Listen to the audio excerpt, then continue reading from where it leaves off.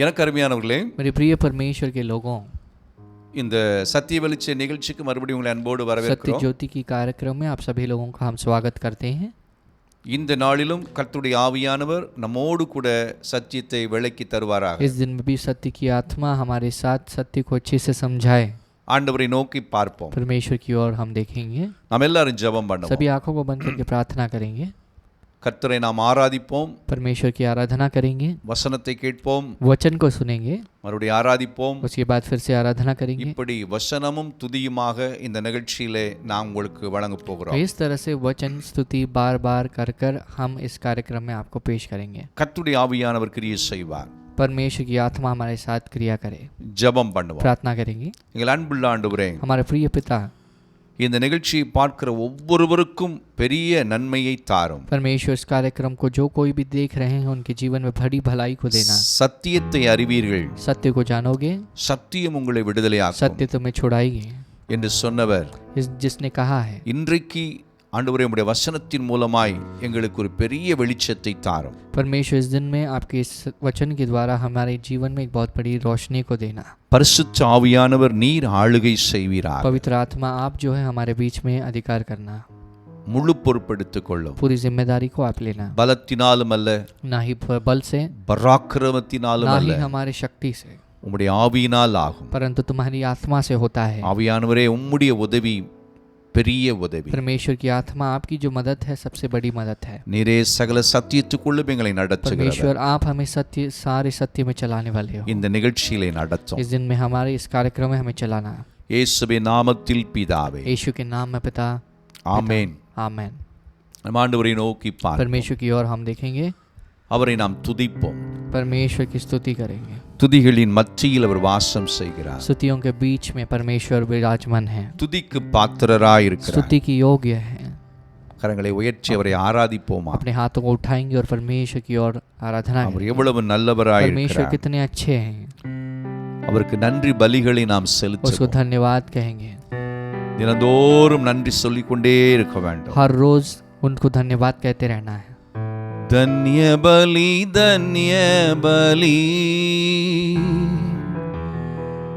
धन्य प्रभु तुझे मिले, और कोई आनंद है अब्बा तेरे चरणों तले। धन्य बलि धन्य प्रभु तुझे मिले, और कोई आनंद है अब्बा तेरे चरणों तले। ஆண்டவரை நோக்கி பார்ப்போம். परमेश्वर की ओर हम देखेंगे। அவருடைய தகப்பனாய் இருக்கிறார். परमेश्वर हमारे पिता है। कल के दुख सारे आज मैं भूल गया, कल के दुख सारे आज मैं भूल गया, आई शांति अभी जो रहता है दिल में सदा,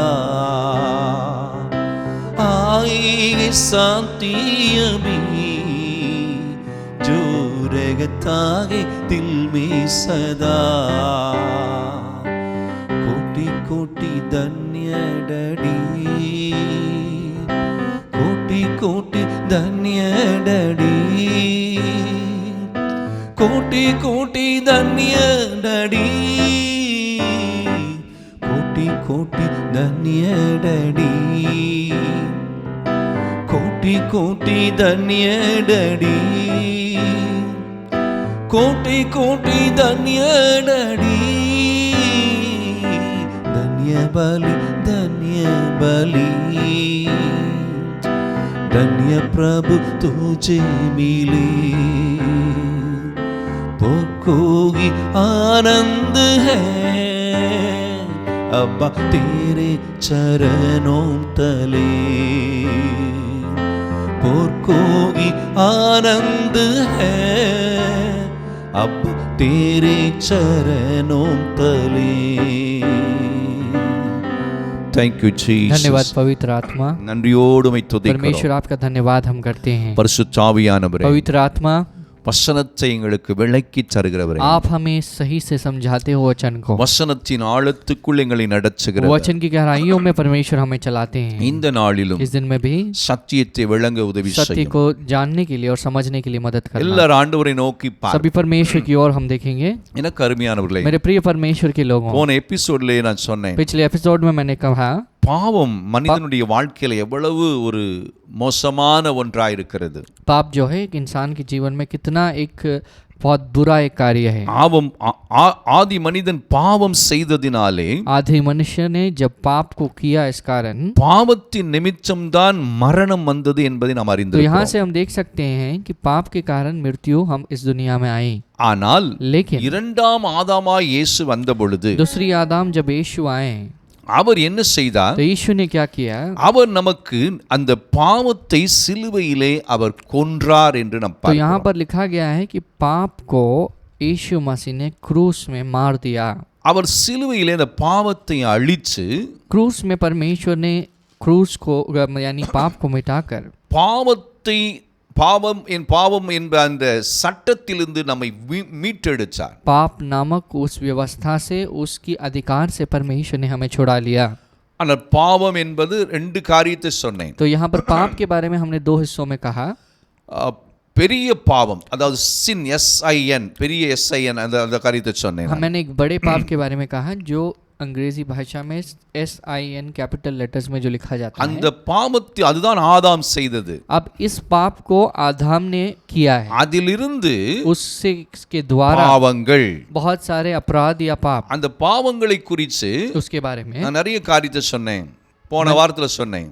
मैंने बहुत चीजों को समझा। அக்கிரமங்கள், अधर्मता, அநியாயங்கள், अन्याय, குற்றங்கள், गुनाह, இவைகள் எல்லாம் அந்த பாவங்கள் என்ற இதுல வருகிறது. अब ये सारी बातें जो हैं ये पाप नामक उस कैटेगरी में आता है। பாவத்தை நம்ம என்னன்னு கண்டுபிடிக்கணும். पहले पाप क्या है उस बात को पहले सीखना है, समझना है। புதிய ஏற்பாட்டிலே नए नियम में जब हम देखते பாவம் हैं, பாவங்கள் அப்படி இருக்கிறது. अब यहाँ पर हम देख सकते हैं कि पाप एक चीज होता है, पापों के बारे में भी कहा गया அந்த है। சிங்குலர் பாவத்தை குறித்து நான் நிறைய விஷயத்தை சொன்னேன். मैंने बहुत बातों को कहा जो एक प्रत्येक पाप होता है, उस प्रत्येक पाप के बारे में मैंने बहुत चीजों को कहा। அதற்கு அந்த பாவத்துக்கான பரிகாரம், பாவ நிவர்த்தியை செய்தார் இயேசு கிறிஸ்து சிலுவையிலே என்பதை நாம் அறிந்து கொள்ள उस வேண்டும். पाप के उपाय के लिए या उस पाप से मुक्त कराने के लिए परमेश्वर ने होम बलि के तौर में अपने आप को चढ़ा दिया। இன்றைக்கு இந்த பாவங்கள், பாவம் என்பதை குறித்து இன்னும் கொஞ்சம் சில காரியங்களை तो பார்க்க आज போகிறோம். हम कुछ चीजों को और सीखने वाले हैं। पाप क्या होता है और उसके द्वारा जो पापों के बारे में जो कहा गया है वो क्या है।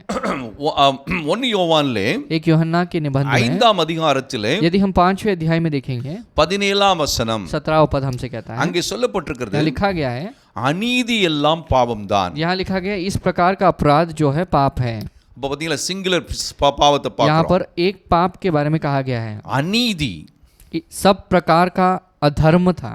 அது எந்த விதத்திலே அநீதி, மற்றவர்களுக்கு ஒருவர் இன்னொருவருக்கு செய்வது. अब दूसरे शब्द में जब कहा जाए तो हम चाहे एक व्यक्ति दूसरे व्यक्ति के जीवन में कि कोई भी प्रकार का न्याय करे, அதெல்லாம் பாவம் தான். वो सब कुछ पाप हो जाता இதை है। நல்லா புரிந்து तो इस கொள்ளணும். बात को पहले अच्छी तरह से समझना है। அநீதி எல்லாம் பாவம் தான். सारी प्रकार की अधर्मता या जो अन्याय है वो पाप ही है। அப்போ இது ரட்சிக்கப்பட்ட பிறகும் उद्धार पाने के बाद भी ஆண்டவர் ஏற்றுக்கொண்ட பிள்ளைகள் கிறிஸ்தவர்கள் என்று சொல்லுகிறவர்களும் जो परमेश्वर को ग्रहण करते हैं, जो अपने आप को मसीही जो कहते हैं, இதை கொஞ்சம் நல்லா इस கவனிக்கணும். बात को ध्यान से सुनना है। எவ்வளவு அநீதி நம்முடைய வாழ்க்கையில நாம் செய்கிறோம். कितनी बार हम अधर्म चीजों को, अन्याय से भरे चीजों को अपनी जिंदगी में करते हैं। அப்படியானால் तब इस तरह से जब நாம் होता எத்தனை है, பாவத்தை செய்து கொண்டே हम இருக்கிறோம். अपनी जिंदगी में कितनी बार पाप को करते हुए जा रहे हैं। நான் அதை குறித்து இன்னொன்னு சொன்னேன். मैंने उसके बारे में और एक चीज को कहा है, இன்னொரு காரியத்தை और एक சொன்னேன். चीज को मैंने कहा है। யாக்கோபுல நான் ஒரு காரியத்தை சொன்னேன். मैंने याकूब के निबंध में एक चीज को कहा, அதாவது நன்மை செய்கிறது, நன்மை செய்யாதிருந்தால் அது பாவம். यदि लिखा गया है कि जब भलाई करने का अवसर मिलता है, भलाई उस वक्त में नहीं करेंगे तो पाप है। அதை குறித்து யாக்கோபுல நான் ஏற்கனவே போன வாரத்தில் तब சொன்னேன். उसके बारे में मैंने याकूब के निबंध में कहा, पिछले யாக்கோபுல हफ्ते याकूब में 4ஆம் அதிகாரம் 4वां अध्याय அதிலே 17ஆம் வசனம். 17वां पद, அங்கே சொல்லப்பட்டிருக்கிறது, यहाँ पर लिखा गया है, ஆதலால் इसलिए ஒருவன் நன்மை செய்ய அறிந்தவனாயிருந்தும் जो कोई भलाई करना जानता है அதை செய்யாமல் போனால் और नहीं करता, அது அவனுக்கு பாவமாயிருக்கும். उसके लिए यह पाप है. இது நல்லா புரிந்து கொள்ளுங்க. तो ध्यान से समझना है, இதெல்லாம் கவனிக்கணும். ध्यान से गौर से सुनना ஒருவன் है. நன்மை செய்ய அறிந்திருந்தும் एक व्यक्ति जब भलाई करना जानता है, அதை செய்யாமல் போனால் जब वो व्यक्ति उसे पूरा नहीं करता, அது அவனுக்கு பாவம். ये उसके लिए पाप बन जाता है. நல்லா யோசித்து பாருங்க. तब इस बात को धैर्य से பாவம் सोचना है. எதெல்லாம் பாவம் என்று हम जो है पाप को क्या है करके எவ்வளவு வேதம் நிறைய சொல்லி இருக்குது. बाइबल ने बहुत अच्छी तरह से समझाया है. இன்னும் ஒரு காரியத்தை உங்களுக்கு और एक சொன்னேன். चीज को मैंने कहा आपके पास, அதாவது விசுவாசத்தினால் வராத யாவும் பாவம். तो यहाँ लिखा गया है विश्वास के द्वारा जो भी चीज नहीं आती है, यानी दूसरे शब्द में विश्वास करके जो चीज नहीं आती है वो पाप है. அதை நாம் வேதத்திலிருந்து इस பார்த்தோம். बात को हम बाइबल में से देख सकते हैं. ரோமர்ல சொல்லப்பட்டிருக்கிறதை रोमियो நாம் பார்த்தோம். के निबंध में हमने देखा, விசுவாசத்தினால் வராத யாவும் பாவமே. विश्वास के द्वारा जो कुछ भी नहीं आता है वह पाप है. அநீதி எல்லாம் பாவம். सारा धर्मता पाप है. நன்மை செய்ய அறிந்திருந்தும் நன்மை செய்யாதிருந்தால் பாவம். जब भलाई करना जानते हैं और भलाई करने के नहीं करते हैं उस वक्त में, तब वो भी पाप है.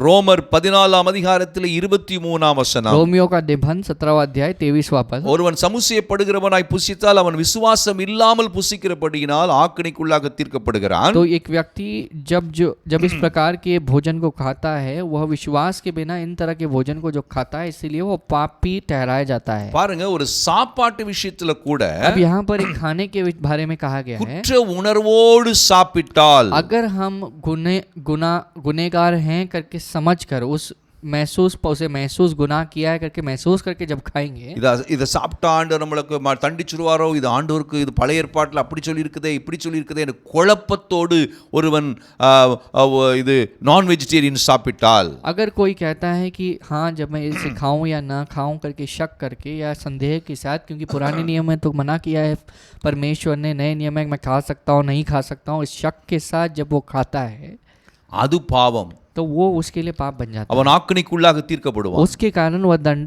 को पाएगा. அப்போ பாருங்க, அதனால தான் கீழே சொல்லப்படுகிறது वचनத்துல, यहाँ पर नीचे कहा गया उसे, விசுவாசத்தினாலே வராத யாவும் பாவமே. विश्वास के द्वारा जो भी चीज नहीं आती है वो सब कुछ पाप है. மூணு காரியத்தை நல்லா வச்சுக்கங்க. 3 चीजों को ध्यान में रखना है. ஒன்று அநீதி எல்லாம் பாவம். सभी प्रकार का धर्मता या न्याय पाप है.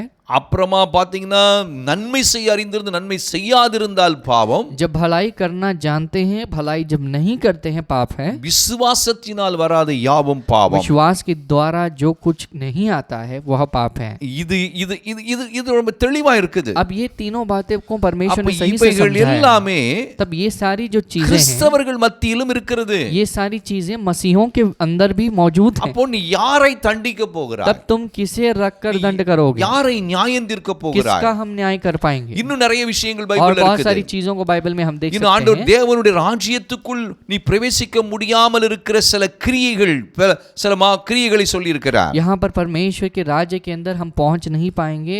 पहुंचने में हिंड्रेंस के तौर में परमेश्वर ने कुछ चीजों को कहा है. 1 கொரிந்தியர் 6 அதிகாரத்திலே 1 कोरिन्थियों के निबंध में 6वें अध्याय 9 வசனம் 9वां पद பாருங்கள்.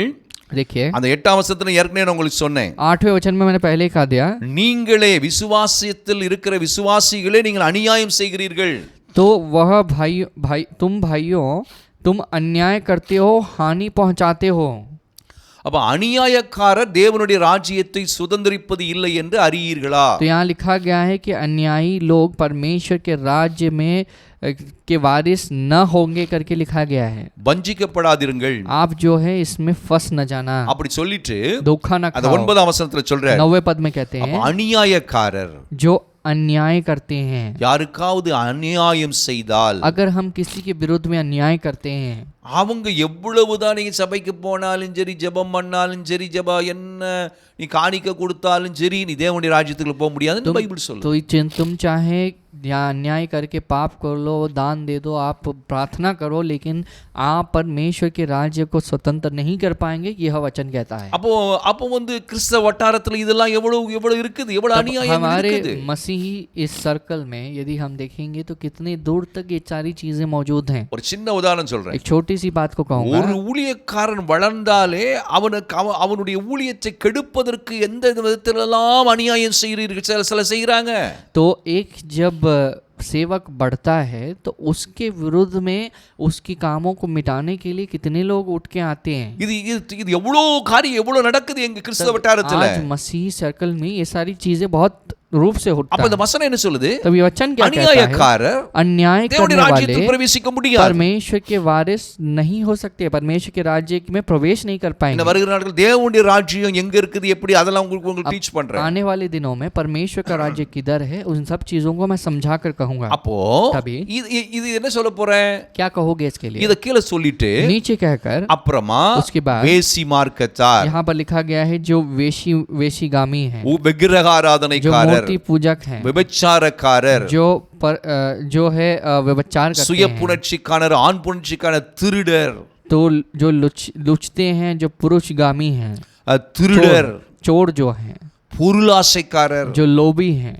வெறியர், जो पीकड़ जो है, உதாசீனர், और जो गाली देने वाले हैं, மற்றவர்களை दूसरों உதாசீனப்படுத்துகிறவர்கள், दूसरों की इज्जत को दूर करना, கொள்ளைக்காரர், जो लूटते हैं, தேவனுடைய ராஜ்யத்தை சுதந்திரிப்பதில்லை. वे जो हैं परमेश्वर के राज्य के वारिस या उसके राज्य में प्रवेश नहीं कर இங்க ஒரு पाएंगे। லிஸ்ட் இருக்குது. यहाँ पर एक बहुत बड़ा लिस्ट இதுல है, பாத்தீங்கன்னா इसमें देखेंगे, நல்ல கவனிச்சுக்காங்க, ध्यान से समझो, நல்ல கவனிச்சுக்காங்க. ध्यान से समझो, திருடர், चोर, பொருளாசை, जो वस्तु की लालच रखते हैं, அப்புறம் உதாசீனம், दूसरों को इंसल्ट करना या गाली देना, அப்போ இதெல்லாம் வந்து கிறிஸ்தவத்துக்குள்ள இருக்குது. ये सब बातें जो है मसीह धर्म में है। அப்போ அவங்க வசனம் என்ன சொல்லுது? तो वचन क्या कहता है इनके बारे में? இப்படிப்பட்ட செயலை செய்யறவங்க தேவனுடைய ராஜ்யத்தை इस சுதந்திரிக்க तरह के முடியாது. काम को जो करते हैं वे परमेश्वर के राज्य को कभी स्वतंत्र नहीं कर पाएंगे। அப்படியானால் जब इस तरह से हैं, யாருதான் தேவனுடைய ராஜ்யத்துக்குள்ள போக முடியும்? कौन परमेश्वर के राज्य में प्रवेश कर இந்த पाएंगे? கேள்வி உங்ககிட்ட எழுப்பிட்டு ये தான் शब्द जब उठता है, இதுக்கு தான் இயேசு கிறிஸ்து சிலுவையில மரித்தார் என்பதற்கு பெரிய அத உற்று கவனிக்கணும் என்ன நடந்தது என்பதை. अब इन सब से तब एक सवाल जब उठता है कि कौन परमेश्वर के राज्य में प्रवेश कर पाएंगे, तो इसके लिए यीशु मसीह ने क्रूस में ஏன் இத बहाना। வந்து பவுல் சொல்லுகிறார்? अब ये सब बातों को क्यों पौलुस कहता है? தேவனுடைய ராஜ்யத்துல परमेश्वर के राज्य में பாவம் கிடையாது. पाप जो है नहीं है। இதுதான் அங்க அது முழு அதனுடைய கண்டென்ட் அதுதான். तब इसके अंदर जो चीज है, यही चीज को वो कहना चाहते हैं पौलुस। இது ஏன் தனித்தனியா விவரிச்சு சொல்லி இருக்கிறார்னா, अब यहाँ पर पौलुस ने क्यों से अलग अलग तरीकों में बांट कर இதெல்லாம் समझाया है। சபைக்குள் இருந்தது. ये सब चीजें कलीसिया में थी, இது வெளியில இருக்கிறவங்களுக்கு இது சொல்லல. बाहर के लोगों को नहीं कहा। இது நல்லா புரிஞ்சுக்கணும். तब इस बात को समझना है, இவ்வளவும் சபைக்குள்ளே இருந்தது. इतनी बातें कलीसिया में थी। ரட்சிக்கப்பட்டு ஞானஸ்நானம் எடுத்து அந்த மக்களுக்குள்ளே இருந்தது. जो उद्धार पाकर बपतिस्मा ले रहे हैं, उन लोगों के पास ये था। எனக்கு அருமையானவர்களே, मेरे प्रिय परमेश्वर के நல்லா लोगों, புரிந்து கொள்ளுங்கள். पहले बात को அப்போ समझना, பாவம் என்றால் என்ன? पाप क्या होता है। அதை நீங்க கவனிச்சு उस பார்த்தீங்கன்னா बात को जब ध्यान से देखेंगे, அந்த பாவத்தில் இருந்து उस पाप से, அந்த பாவத்துக்கு பரிகாரத்தை இயேசு சிலுவையில் செய்தார் என்பதையும் ஒருவர் தெளிவா புரிஞ்சுக்கிட்டேன்னா, यदि हम समझेंगे कि हाँ इन सब पापों के लिए परमेश्वर जो है उद्धारकर्ता के तौर में, एक भवन बलि के तौर में अपने आप को क्रूस में कुर्बान करने के लिए दिए हैं करके बात को இந்த समझेंगे, லிஸ்ட்ல சொல்லப்பட்ட எல்லாத்தையுமே तो जो भी यहाँ पर कहा गया है वचन में, எல்லாத்தையும் சேர்த்து सब चीजों को मिलाकर ஒரே பாவமாக एक पाप के तौर में சிலுவையிலே क्रूस में அந்த பாவங்களையும் பாவத்தையும் சிலுவையிலே அறைந்து ஒழித்து விட்டார். उस पाप को और सारे पापों को परमेश्वर ने मार कर क्रूस में चढ़ा दिया और समाप्त कर दिया। அப்படியானால் கிறிஸ்தவர்களுக்குள்ள இது ஏன் இருக்குது? अब तुम पूछोगे कि ऐसे सब हो चुका है तो मसीहों के अंदर क्यों ஒழிச்சிட்டார்னா है? எப்படி திரும்ப வருது? अब परमेश्वर ने मार दिया तो कैसे आ रहा है? அதுக்கு ஒரு சிம்பிளா ஒன்னு சொல்றேன். इसके लिए मैं बहुत आसानी से एक बात நல்லா कहूंगा, தெரிஞ்சுக்கங்க. ध्यान से समझिए। நீங்க எந்த மனுஷனானாலும் आप चाहे कोई भी इंसान रहो, நீ நல்லா குளிச்சிட்டு आप नहाकर, நீ நல்லா குளிச்சிட்டு நல்ல புது Dress துவைச்சு தான் புது ட்ரெஸ்ஸே போட்டுட்டு போற. आप समझ लीजिए नहाकर नया कपड़ा पहन के जा रहे हैं। நீ போயிட்டு காலையில போயிட்டு சாயங்காலம் வரும்போது जब आप बाहर जाकर वापस घर पहुंचते हो, அந்த Dressல அழுக்கு படாம இருக்குமா? क्या आप कह पाओगे कि मेरे कपड़े में कोई धूल नहीं है, உன் உடம்பு அழுக்குப்படாம இருக்குமா? क्या तुम्हारे शरीर से वो दुर्गंध नहीं आएगी? ஏன்? क्यों ऐसा है? போகும்போது நல்லா தானே போனேன், जाते वक्त तो नहा के गए थे, புது ட்ரெஸ் தானே போட்டு போனேன், ना जाते वक्त नया कपड़ा पहन के நல்லா गए थे, குளிச்சிட்டு தானே अच्छे போனேன், से नहा कर गए, பெரிய அழுக்காச்சு. फिर क्यों वापस गंदगी आए? ஏன்? क्योंकि இந்த உலகம் क्योंकि ये दुनिया வெளியிலே बाहर அசுத்தங்களால் நிரம்பி இருக்கிறது. सारे प्रकार की अशुद्धता से भर पड़ा है, அதனாலே तो इसलिए அந்த கரைகள் படும். वो सारे डांक और कलंक आएंगे। ஆனால் என்ன செய்கிறாய்? लेकिन उस वक्त तुम क्या करते हो? வீட்டுக்கு வந்துற, घर लौट के आते हो, உடம்பெல்லாம் வேத்து போகுது, आपका पूरा जो शरीर में पसीना पसीना बह रहा है, நாற்றம் எடுக்குது, उससे दुर्गंध आ रही है, அப்படியே படுத்துற? ऐसे ही थोड़ी ना बिस्तर में लेट जाते हो, செய்ய மாட்டேன். नहीं तो नहीं என்ன करते। செய்வே? क्या करोगे? போய் जाते हो, நல்லா சோப்பு போட்டு अच्छे से साबुन लगाकर, நல்லா குளிச்சிட்டு नहाकर, அழுக்கான ட்ரெஸ்ஸ जो गंदे कपड़े हैं துவைச்சிடுற. आप उसे फिर से धुला लेते மறுபடியும் हो, துவைச்சு போன फिर ட்ரெஸ்ஸ से जो धुले हुए कपड़ों को காலையிலயும் குளிச்சிட்டு, सुबह भी नहाकर, ஒரு தடவை சிலர் 2 தடவை कुछ குளிக்கிறாங்க, लोग जो है 2 बार नहा लेते हैं, குளிச்சிட்டு कुछ लोग जो है மறுபடியும் அதே ட்ரெஸ்ஸ, वही कपड़े को पहन लेते हैं, அழுக்கான ட்ரெஸ்ஸ जो गंदा कपड़ा था துவைச்சிட்டு नया बना के மறுபடியும் அதை போட்டுக்கிற. उसे पहन लेते हो। இது விளங்குறவங்களுக்கு தான் விளங்கும். जिनको ये समझ में आता है उनको ही समझेंगे, ये समझेंगे, நல்லா புரிந்து तो கொள்ளணும். पहले समझना है। ஆனால் लेकिन நீ தண்ணி ரெடியா இருக்குது, आपका पानी तैयार है, சோப்பு வீட்ல ரெடியா இருக்குது, आपका साबुन भी घर पे है, ஒரு வீட்ல சோப்பும் இல்ல தண்ணியும் இல்ல, अभी रख लीजिए कोई जगह में पानी और सोप नहीं है, என்ன செய்ய முடியும்? क्या करेंगे? அந்த அழுக்கோட தான் இருக்கணும். उस गंदगी के साथ ही रहना पड़ेगा। அப்படியானால் जब इस तरह से தண்ணீரையும் சோப்பையும் நீ ரெடியா வச்சுக்கிற, आप पानी और साबुन को तो तैयार रखे हो, நமக்கு लेकिन हमें தண்ணீரும் சோப்பும், पानी और साबुन, இயேசு கிறிஸ்து சரீரத்திலிருந்து தண்ணீரும் ரத்தமும் வந்தது, तो यीशु मसीह के शरीर से खून और लहू बहने लगा, அதுதான் वह जो நமக்கு है பெர்மனன்ட், ரொம்ப பெர்மனன்ட் ரிலீஃப், அது சுத்தத்தை கொடுக்குது. ये जो है, ये लहू और पानी जो है हमारे जिंदगी में एक पूरी तरह से अनंत काल के लिए पवित्र करती है। அதை குறித்து उसके बारे நாம் में தொடர்ந்து பார்க்கிறோம். लगातार हम देखेंगे, ஆண்டவரை நோக்கி பார்க்கிறோம். परमेश्वर की ओर देखेंगे, நம்முடைய முழு இருதயத்தோடு पूरे मन के साथ ஆண்டவரை நாம் துதிப்போம். परमेश्वर की स्तुति करेंगे। எனக்கு அருமையானவர்களே, परमेश्वर, अपने प्रिय परमेश्वर के அவர் लोगों, உன்னதமானவராய் वह இருக்கிறார். उन्नति में रहने वाला है, அவரை மாத்திரம் நோக்கி பார். उसकी ओर से देखें, அவர் எவ்வளவு நல்லவர். वह कितना अच्छा है। முழு இதயத்தோடு உம்மை துதிப்பே, உன்னதமானவரே, அதிசயங்கள் எல்லாம் எடுத்துரைப்பே, அதிசயமானவரே, முழு இதயத்தோடு உம்மை துதிப்பே, உன்னதமானவரே, உம் அதிசயங்கள் எல்லாம் எடுத்துரைப்பே, அதிசயமானவரே, உன்னதமானவரே, என் உறைவிடம் நீதானே, உன்னதமானவரே, என் உறைவிடம் நீதானே, உயர்த்துகிறேன், வாழ்த்துகிறேன், வணங்குகிறேன், உம்மை போற்றுகிறேன், உயர்த்துகிறேன், வாழ்த்துகிறேன், வணங்குகிறேன், உம்மை போற்றுகிறேன், முழு இதயத்தோடு உம்மை துதிப்பேன், உன்னதமானவரே, உம் அதிசயங்கள் எல்லாம் எடுத்துரைப்பேன், அதிசயமானவரே.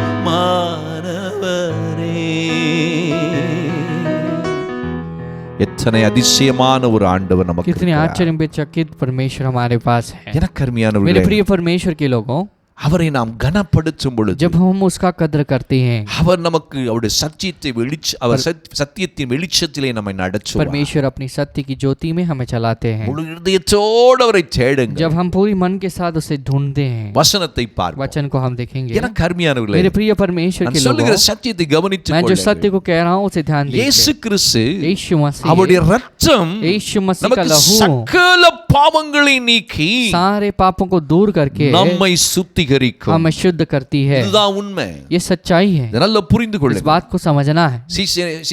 பேதுரு ஒரு முறை இயேசுவிடத்திலே வந்தார். पतरस एक बार यीशु के पास आते हैं. வந்து கேட்டான், यीशु से पूछा, இயேசுவே, यीशु मसीह, பிரபு என் சகோதரன் எனக்கு விரோதமாய் பாவம் செய்தார். अगर मेरे भाई ने मेरे विरुद्ध में काम किया हो, நான் பாவம் செய்தால் पाप किया हो, நான் எத்தனை தடவை மன்னிக்கணும்? तो कितनी बार मुझे क्षमा करना है? அப்போ இயேசு சொன்னா, तो यीशु ने कहा, ஒரு நாளைக்கு 7 தடவை மன்னிக்கணும்னு एक சொன்னார். दिन में 7 बार उसे क्षमा करना है. அது நல்லா கவனிக்கணும். तब इस बात को ध्यान से सुनना லூக்கா 17ஆம் है. அதிகாரத்திலே लूका 17 अध्याय में அங்கே சொல்லப்பட்டிருக்கிறது. वहां पर लिखा गया है. நல்ல கவனமா ध्यान பாருங்க. से सुनिए. 3ஆம் வசனம், तीसरा पद, உங்களை குறித்து எச்சரிக்கையாயிருங்கள். सचेत रहो यदि तुम्हारे बारे में. நல்ல கவனமா இருங்க. ध्यान से सुनो. உன் சகோதரன் உனக்கு விரோதமாய் குற்றம் செய்தால், இந்த இடத்துல பாவம் என்பது குற்றம் என்று यहाँ சொல்லப்பட்டிருக்கிறது. पर पाप को जो है अपराध के तौर में कहा गया है और यहाँ पर सचेत रहने के लिए कहा गया है. சில ஆங்கில டிரான்ஸ்லேஷன்ல sin என்று यहाँ पर कुछ சொல்லப்பட்டிருக்கிறது. जगह में पाप करके लिखा गया है. அவனை கடிந்து கொள். और उसको तू जो है उसे डांट. அவன் மனஸ்தாபப்பட்டால் यदि वह पछताए हुए रहता है அவனுக்கு மன்னிப்பாயாக. तो उसे क्षमा कर दे. அப்போ சீஷனுக்கு ஒரு சந்தேகம். तब ये जो चेले को वो एक बहुत बड़ा शक है. ஒரு தடவை சொன்னா மன்னிச்சிடலாம், एक बार बोलेंगे तो क्षमा कर लेंगे, 2 தடவை சொன்னா மன்னிக்கலாம். 2 बार कहेंगे तो क्षमा कर लेंगे. அப்போ 4ஆம் வசனத்தை பாருங்க. चौथे वचन को पढ़ेंगे. அவன் அந்த அப்போ சீஷன் சொல்லுகிறான், चेला कहता है, அவன் ஒரு நாளில், நல்லா கவனிச்சுக்காங்க, ஒரு நாள்ல यदि एक दिन में 7 தரம் உனக்கு விரோதமாய் குற்றம் செய்து, वह 7 बार तेरा अपराध करे. இது யார் சொல்றது? किसने कहा? இயேசு சொல்றார். यीशु ने कहा. இன்னைக்கு நம் வேத வசனம் சொல்லுது, यहाँ वचन कहता है, அவரிடத்தில் திரளான மன்னிப்பு உண்டு. अब यीशु मसीह के बाद बहुत प्रकार के, बहुत संख्या में ஏன்? क्षमा है. क्यों है?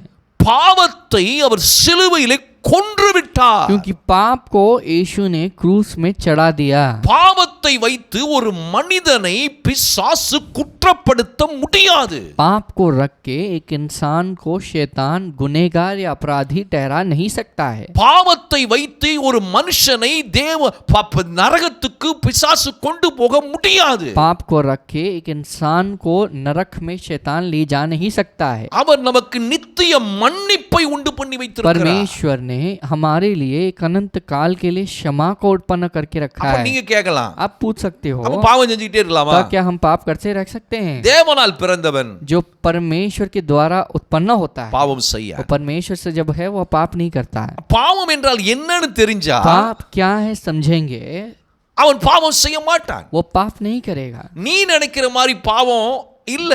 तुम जैसे पाप सोच रहे हो रहेगा वैसा நீ नहीं है. நினைக்கிற இன்னொருத்தன்ட்ட இன்னொரு பாவத்தை சொல்ற. तुम दूसरों को देख के वो ऐसा है वैसा है ஆனா करके कहते हैं. வேதம் சொல்ற லிஸ்ட் நீ படிச்சு பார்த்தனா, यदि आम बाइबल जो कहता है उसे पढ़ेंगे, அதுல 1000 குறை உன்கிட்ட இருக்கும். उसमें से 1000 कमी आपके पास ही रहेगा. உன்னையும் ஆண்டவர் மன்னிச்சிட்டு தான் இருக்கிறார். आपको परमेश्वर ने क्षमा किया ஆனா है. நீ மற்றவனை மாத்திரம் குற்றப்படுத்தி लेकिन கொண்டிருக்கிறாய். हम केवल दूसरों को गुनहगार ये- ठहराते हैं. क्यों?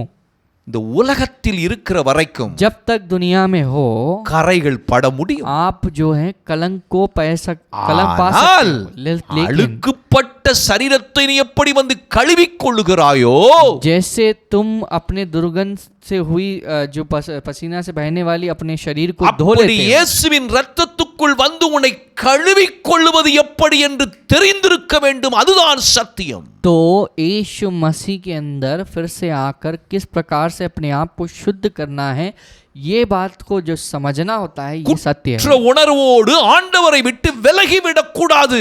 तो यहाँ हम अपराधी हैं करके उस उस एहसास को एहसास करके परमेश्वर से दूर नहीं होना है। இங்க கவனிச்சுக்காங்க. यहाँ ध्यान நான் இன்னைக்கு दीजिए। இந்த वचனத்தை இங்க இதோட சொல்லி आज முடிக்கிறேன். मैं यही वचन को कहकर समाप्त இன்னும் करूंगा ரோமர்ல உள்ள லிஸ்ட் உங்களுக்கு और காட்டுறேன் அடுத்த रोमियो வாரத்துல. के साथ जो लिस्ट है उसे कहूंगा। இன்னும் அதுக்கு பரிகாரத்தை எபிரேயர்ல இருந்து உங்களுக்கு காட்டுறேன். எப்படி எல்லாம் இயேசு சிலுவையில பாவத்தை கம்ப்ளீட்டா க்ளோஸ் பண்ணாருன்னு சொல்லி உங்களுக்கு और சொல்றேன். इसका- சாப்டர் க்ளோஸ்ட். इसका उपाय यीशु मसीह ने कैसे किया क्रूस में, इसके बारे में मैं आपको आने वाले दिनों में समझाऊंगा।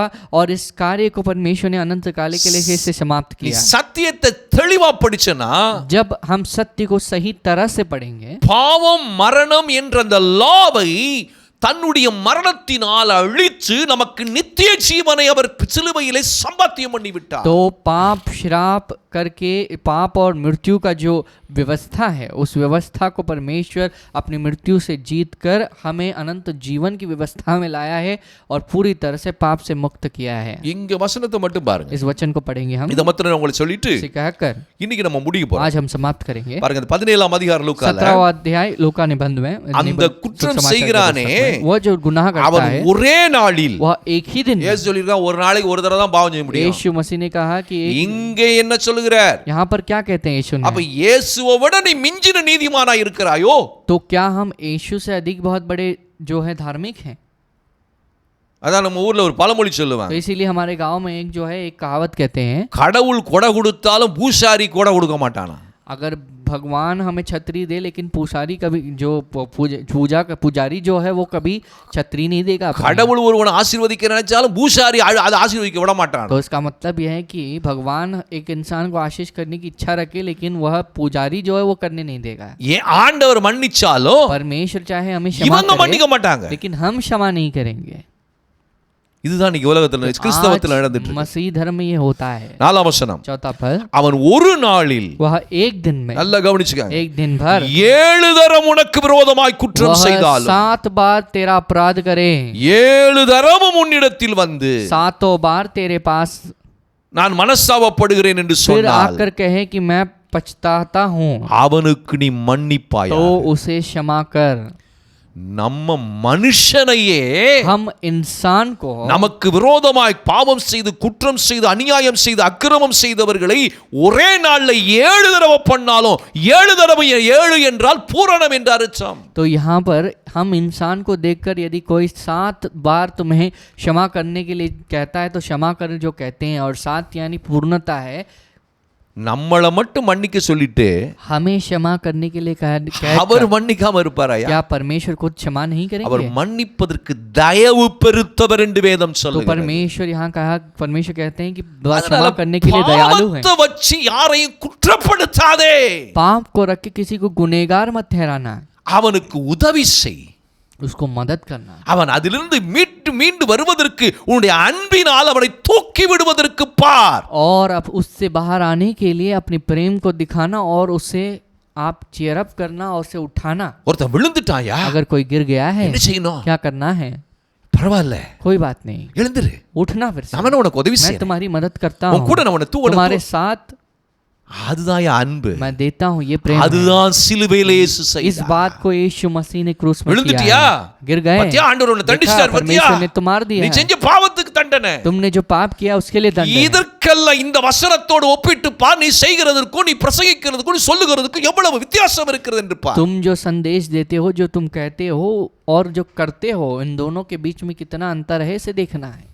என் அன்பான தேவ मेरे பிள்ளையே, प्रिय परमेश्वर के लोगों, அப்போ तभी ஏன் क्यों ऐसा है? இயேசு यीशु मसीह சிலுவையிலே क्रूस में முழு மனுக்குலத்தின் பாவத்தையும் சுமந்து தீர்த்து விட்டார் என்று पूरे வேதம் சொல்லுகிறது. इंसानियत के पाप को परमेश्वर ने सह लिया। इस बात को परमेश्वर ने कहा है, वचन பாவத்தை कहा। வைத்து யாரையும் எந்த ஒரு மனுஷனையும் பிசாசு குற்றப்படுத்த முடியாது, பாப் को இயேசு रखकर- ரத்தம் இருக்கிற வரைக்கும். जब तक यीशु मसीह का लहू है, पाप को रख के शैतान किसी और को गुनहगार ठहरा नहीं सकता है। இந்த இயேசுவுடைய அன்பை சிலுவையில் அவர் சிந்தின அந்த ரத்தத்தின் அந்த அன்பையும் வல்லமையும் ஒருவன் புரிந்து கொள்ளுவானானால், अगर यीशु मसीह ने जो लहू बहाया है, उस प्रेम और शक्ति को कोई समझता है, அவன் மற்றவர்களை वह दूसरों को பாவம் जो செய்கிறவர்களையும் पाप करते हैं தூக்கி விடுகிற அன்பை காட்டுவானே ஒளியே அந்த பாவியை உனி கத்த கர்த்தர் நியாயம் தீர்ப்பார் என்றோ அழிப்பார் என்றோ சொல்ல மாட்டான். वो नहीं कि दूसरों को जो पाप में गिर गए हैं उन्हें उठाने की सोचेगा,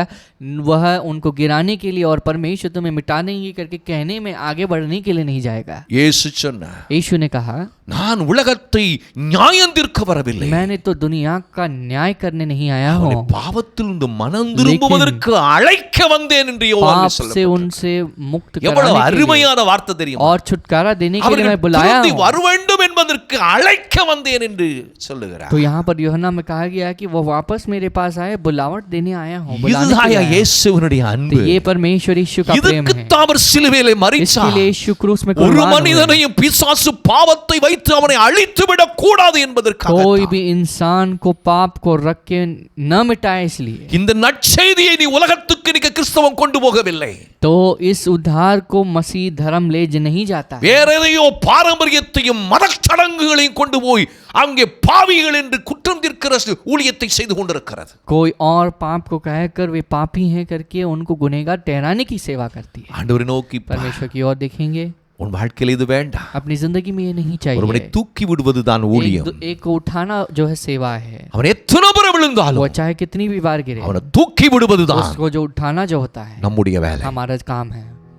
அதுதான் நம்முடைய அழைப்பு, तो ये हमारा काम है, அதுதான் நம்முடைய அழைப்பு. ये हमारा जो बुलावट है। ஆண்டவரை நோக்கி பார்ப்போம். परमेश्वर की ओर देखेंगे, அவரை நோக்கி பார்த்து ஜெபித்து முடிக்க उसकी ओर देखेंगे और प्रार्थना करेंगे, समाप्त करेंगे। முழு இதயத்தோடு உம்மை துதிப்பே உன்னதமானவரே, உம் அதிசயங்கள் எல்லாம் எடுத்துரைப்பே அதிசயமானவரே. நாடி தேடி வரும் மனிதர்களை தகப்பன் கைவிடுவதே இல்லை. நாடி தேடி வரும் மனிதர்களை தகப்பன் கைவிடுவதே இல்லை, ஒருபோதும் கைவிடுவதே இல்லை, ஒருபோதும் கைவிடுவதே இல்லை. உன்னதமானவரே, என் உறைவிடம் நீதானே. உன்னதமானவரே, என் உறைவிடம் நீதானே. உயர்த்துகிறேன், வாழ்த்துகிறேன், வணங்குகிறேன், உம்மை போற்றுகிறேன். ஹalleluya, ஹalleluya, हालेलुया। ஆண்டவரை நோக்கி परमेश्वर की ओर हम देखेंगे, அவரை நோக்கி பார்ப்போம். परमेश्वर की ओर हम देखेंगे। தன்னை தேடி வருகிற ஒருவரை जो कोई भी उसके पास ढूंढ के आते हैं, புறம்பே தள்ளவே மாட்டார். उसको कभी दूर नहीं करता, எத்தனை முறை விழுந்தார் चाहे कितनी भी बार गिर जाए। அவர் உன்னை தூக்கி விடவே परमेश्वर तुम्हें விரும்புகிறார். ऊंचा उठाना चाहते हैं, उठाना चाहते हैं। ஏன் தெரியுமா? क्यों? அவர் உனக்காக அவர் செலுத்தின அந்த கிரயம், तुम्हारे लिए जो परमेश्वर ने कीमत अदा की है, அது எத்தனை கோடி ரூபாய் கொடுத்தாலும் चाहे சமமாக. कितनी भी करोड़ रुपए दे वो काफी नहीं होगा। அப்படி ஒரு கிரயத்தை கொடுத்த அந்த இயேசு உன்னை உன்னை உன்னை விட்டு விடுவதற்கு ஒரு மனம் வருமா அவருக்கு? जितनी बड़ी कीमत को जो अदा किए हैं, आपको बीच रास्ते में छोड़ने के लिए उनको मन आएगा?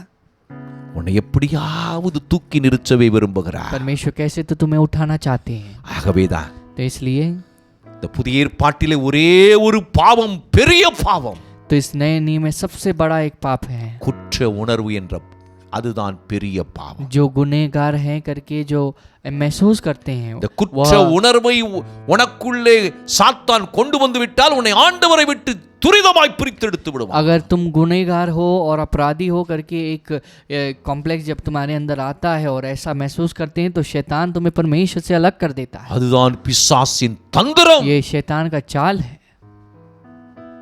அவர் ஒருவரையும் கைவிட மாட்டார். परमेश्वर किसी को नहीं छोड़ते। நீ 7 தடவை ஒரு நாளைக்கு விழுந்து போனாலும் चाहे तुम एक दिन में 7 बार गिर जाओ, அவர் உன்னை தூக்கி நிறுத்ததான் விரும்புகிறார். परमेश्वर तुम्हें फिर से उठाना चाहते हैं। அப்படிப்பட்ட ஒரு அன்புதான் அவரிடத்தில் உண்டு. ऐसी बड़ी प्रेम यीशु के पास அவர் है। பாவத்தை சிலுவையிலே அழித்து परमेश्वर ने விட்டார். पाप को क्रूस में मिटा दिया। பாவத்துக்கு வல்லமை கிடையாது.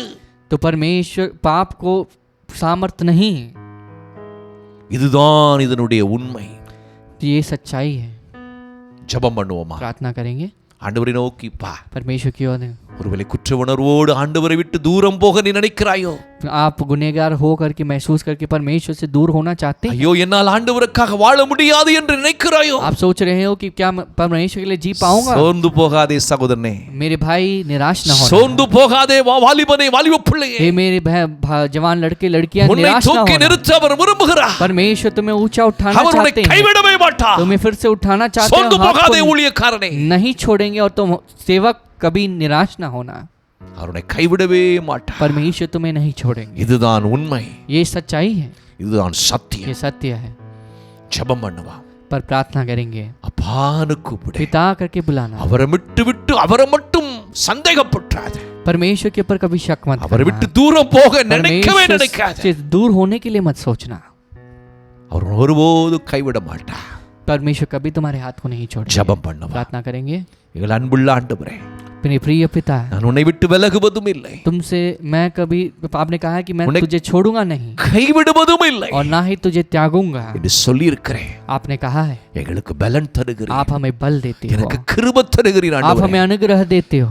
ஒருவரையும் நீர் கைவிட விரும்பவில்லை. परमेश्वर किसी को आप छोड़ना नहीं चाहते। பிசாசுக்கு ஒரு மனிதன் மேலும் அதிகாரம் இல்லை ஆண்டவரே. शैतान के पास कोई अधिकार नहीं किसी मनुष्य के ऊपर। ஒருவரும் புரிந்து கொள்ளட்டும். आप हर एक इंसान समझ ले। குற்ற உணர்வை கொடுத்து ஆண்டவரை விட்டு உம்மை விட்டு பிரிக்க நினைக்கிற சாத்தானுடைய சதி திட்டங்களை சபிக்கிறேன். परमेश्वर गुनाह है, गुनहगार है करके महसूस कराने वाली शैतान की जो चीजें हैं उनको मैं श्रापित करता हूं। அந்த குற்ற உணர்விலிருந்து பிள்ளைகள் வெளியே வருவார்களாக. बच्चे जो हैं ऐसे श्रापित होने वाली जो भी अपराधी हैं करके जो गुनहगार की जो स्वभाव है वो பாவத்தை அழிக்கிறவர்களாய் எழும்புவார்களாக. पाप को मिटाने वाले वे बने। நீர் அப்படி செய்கிறதுக்காய் நன்றி. परमेश्वर ऐसे करने वाले धन्यवाद। கரத்திலே ஒப்புக்கொடு. हाथ में समर्पित करते हैं। பொறுப்பெடுத்துக் கொள்ளும். जिम्मेदारी को இயேசுவின் நாமத்தில் यीशु பிதாவே. मसीह के नाम में पिता। ஆமென்.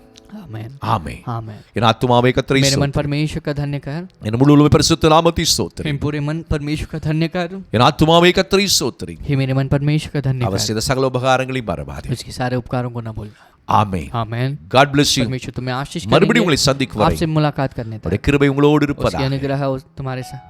ஆமென். आमेन।